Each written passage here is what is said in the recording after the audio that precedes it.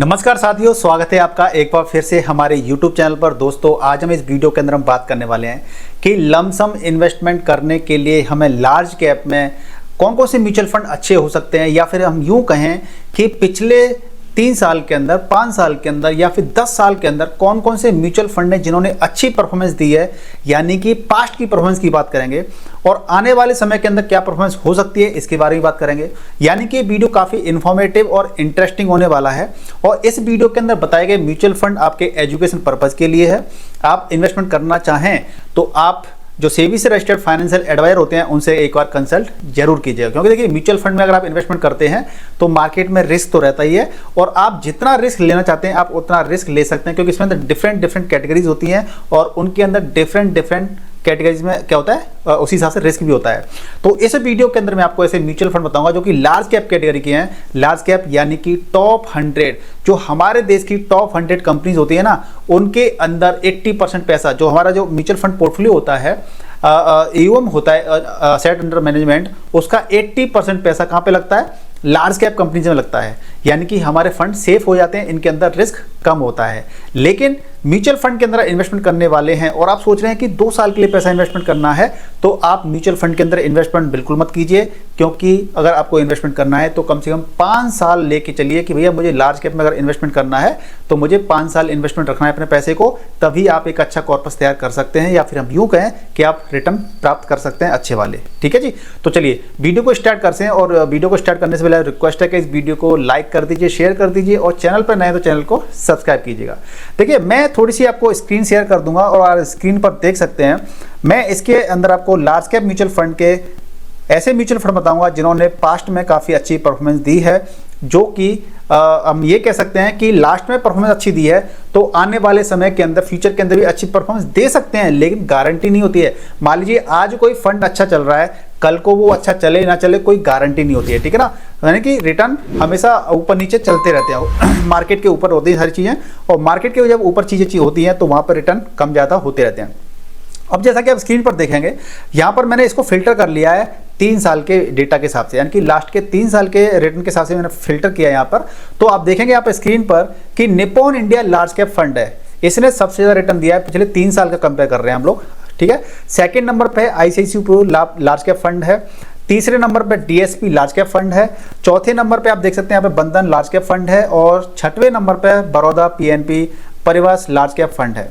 अब ये 3 साल का डेटा था, और यहाँ पे उसी के राइट में आप साइड में देखो, बगल वाले कॉलम पे देखोगे तो आपको 0.6 पहले एक्सपेंस रेशियो लिखा हुआ है, और यहाँ पर एक्सपेंस रेशियो देखेंगे तो आपको निप्पॉन इंडिया लार्ज कैप का भी एक्सपेंस रेशियो काफ़ी कम है, और इसका फंड साइज कितना है? 44,164 करोड़ का।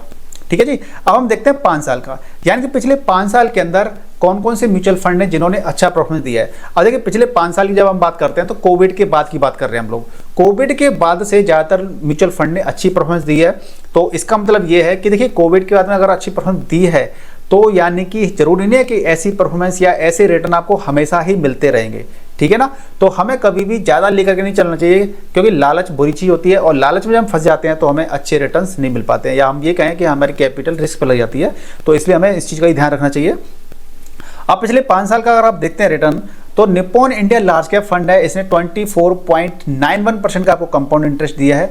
ICICI Pru life large cap fund ने आपको 22.08% का रिटर्न दिया है। एचडीएफसी लार्ज कैप फंड ने आपको दिया है 21.24। महिंद्रा मैनुलाइफ लार्ज कैप फंड ने दिया है आपको 20.16% का रिटर्न दिया है। ये पिछले 5 साल के अंदर बेस्ट परफॉर्मेंस देने वाले फंड हैं, जो कि आपके 5 साल के हैं, पिछले 5 साल के। अब हम बात कर लेते हैं पिछले 10 साल के अंदर। पिछले 10 साल के अंदर सबसे अच्छी परफॉर्मेंस जो दी है वो है, आप देखिए, अब देखिए यहाँ पर क्या हुआ। अब आप पिछले 10 साल के आप देखेंगे तो सबसे अच्छा रिटर्न दिया है Nippon India large cap fund ने, जो कि है 14.84, और ICICI Pru large cap fund है जो कि सेकंड नंबर पे 14.69। अब देखिए, आप खुद देखिए कि जो अभी फंड हमें 24% का रिटर्न दे रहे थे, 22% का रिटर्न दे रहे थे, वो 10 साल के अंदर कितना दे रहे हैं? 14.84, 14.69।